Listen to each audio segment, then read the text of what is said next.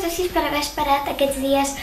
aquestes setmanes que he estat molt en silenci, que no he publicat res al blog, perquè és que eren exàmens trimestrals a l'escola i aleshores no he tingut temps d'estar pel blog ni d'estar per res més que per estudiar per tots els exàmens, perquè n'eren uns quants i els teníem durant molts dies i per això he tardat bastant en publicar coses, però ara ja estic de tornada i com vaig dir en el post que explicava tot això que acabo de dir,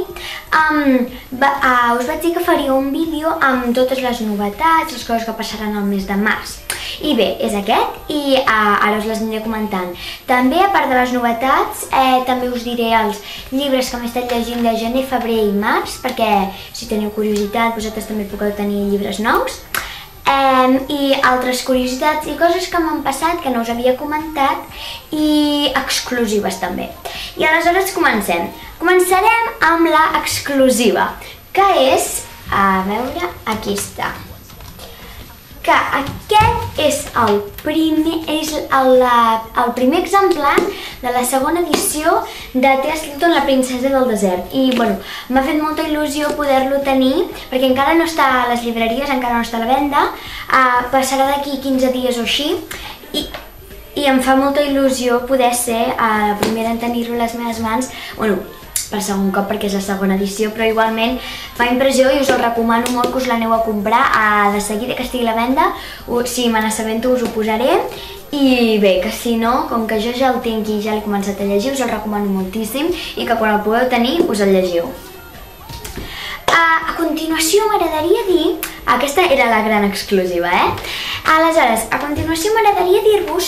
que m'he assabentat, quan estava pensant què us puc explicar en aquest vídeo de novetats, a part de les que jo portava, he estat buscant, fent recerca, i m'he assabentat que hi ha aquest concurs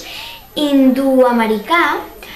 que passa a Colòmbia, d'acord, a Bogotà, que és un concurs de literatura infantil i juvenil i està en moltes xarxes i molta gent en parla i es veu que és molt important i aleshores, simplement perquè n'estiguéssiu assabentats, perquè jo no sabia que hi era ni sabia que existia, però és molt popular i n'he vist molta informació, molts posts, molts comentaris de molta gent que ho sabia i que en parlava, per tant només us ho volia fer saber.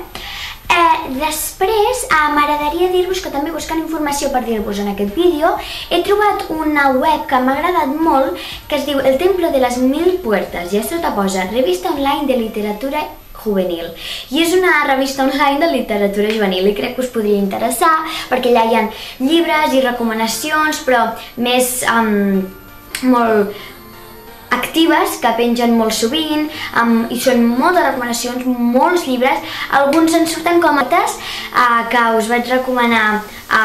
en el programa especial aniversari perquè ja us dic que em va agradar molt i mira, en aquesta web pensen com jo i també surt i us el recomanen i aleshores us posaré el link a sota i perquè la visiteu si us interessa.